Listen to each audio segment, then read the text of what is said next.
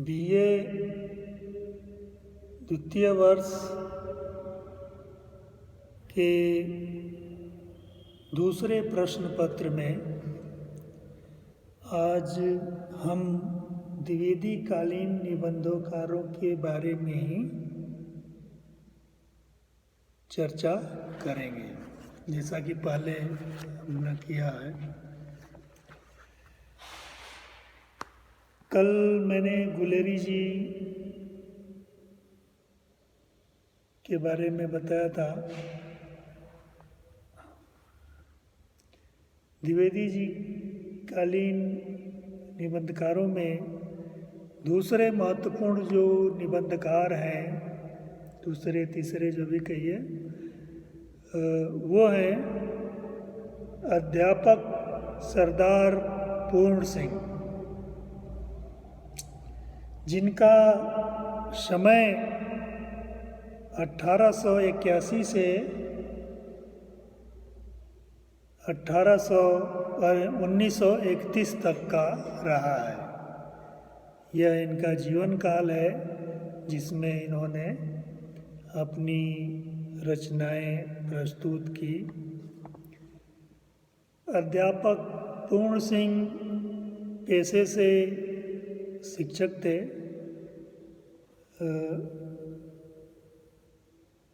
लिहाजा अपने बात को समझा बुझा करके बड़े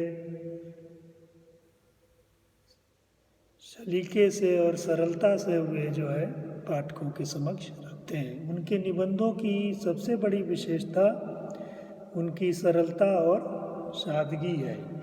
उन्होंने कुल मिलाकर के सिर्फ 5 निबंध लिखे।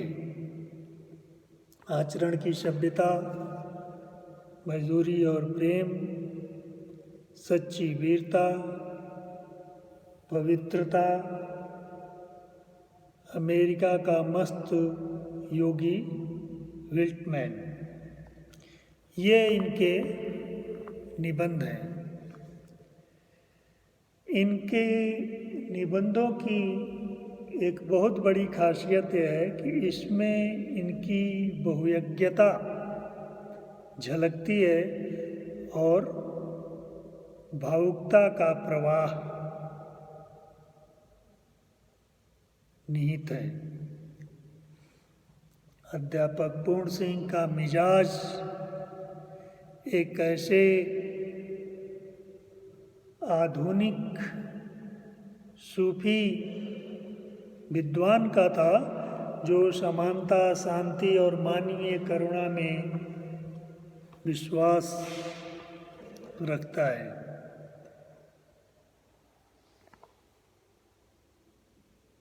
उनके निबंध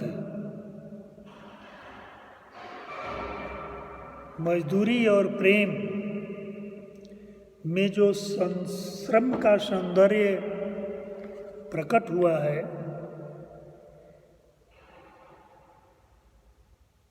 वह सौंदर्य बोध आधुनिकता का परिचायक है।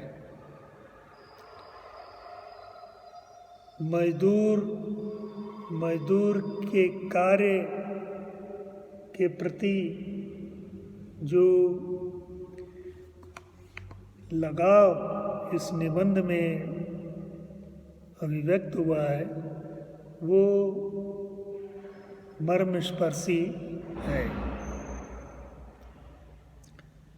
द्विवेदी जी के समय ही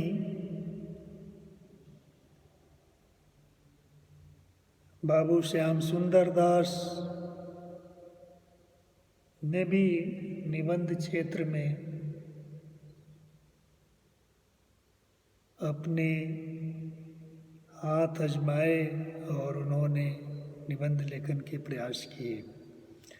इनका समय 1875 से 1945 तक का जीवन अवधि रहा है। श्याम सुंदर दास जी के निबंध प्रायः विश्वविद्यालय के पाठ्यक्रम को ध्यान में रख कर लिखे गए हैं, जो उस समय की बहुत बड़ी आवश्यकता की पूर्ति करते हैं थे, जो समय की मांग और ज़रूरत भी थी। इसी कालखंड में बाबू बाल मुकुंद गुप्त ने अपने निबंधों को प्रस्तुत किया। द्विवेदी युगीन निबंधकारों में अपनी व्यंग विनोद शैली के और चुहलबाजी के कारण इनकी निबंध शैली और निबंध विशिष्ट है। द्विवेदी युगीन लेखकों में भारतेंदु काल के लेखकों की शैली के सबसे नज़दीक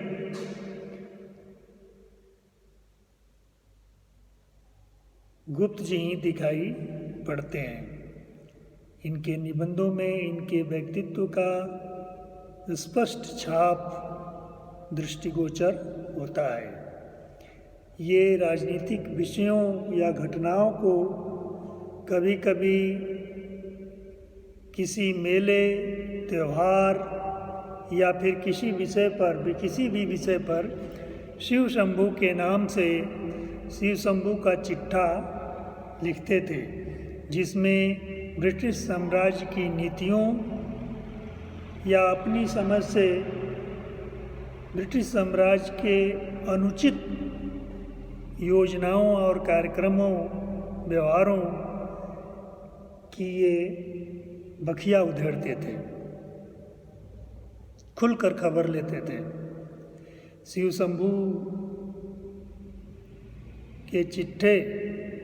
शंभू का चिट्ठा का जो लेखक है वो भांग के नशे में होने का मुखौटा पहन करके अपनी बात निबंध में रखता है। सच्ची बात कहने के लिए यह रूप परिवर्तन या लीला भाव ये साहित्यकारों का आजमाया हुआ तरीका है। इससे बचाव भी रहता है और व्यंग की धार भी तीखी पैनी हो जाती है।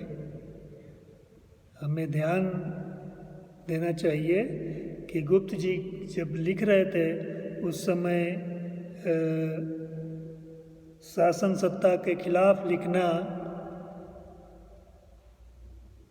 बड़े साहस का काम था, क्योंकि अंग्रेज सरकार लेखकों पर नाना प्रकार की प्रतिबंध तो लगाई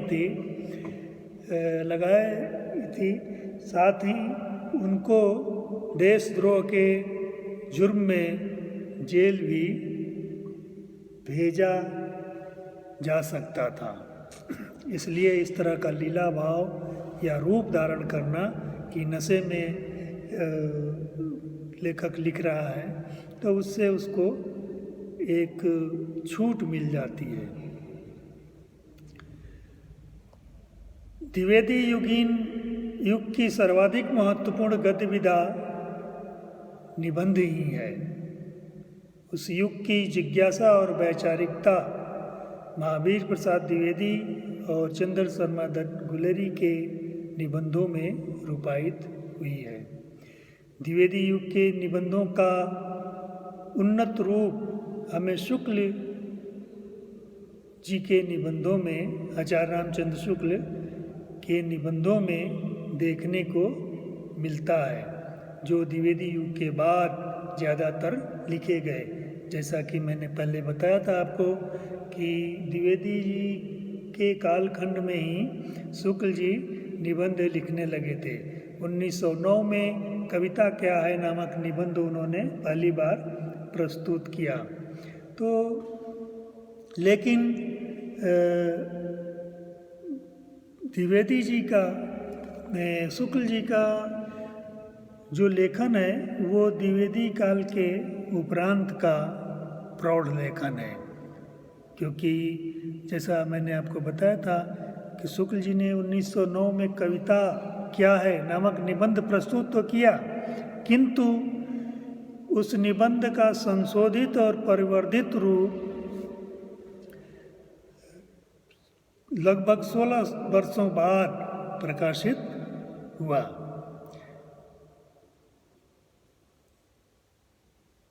अब हम आगे शुक्ल जी के बारे में चर्चा करेंगे अगले वीडियो में। धन्यवाद।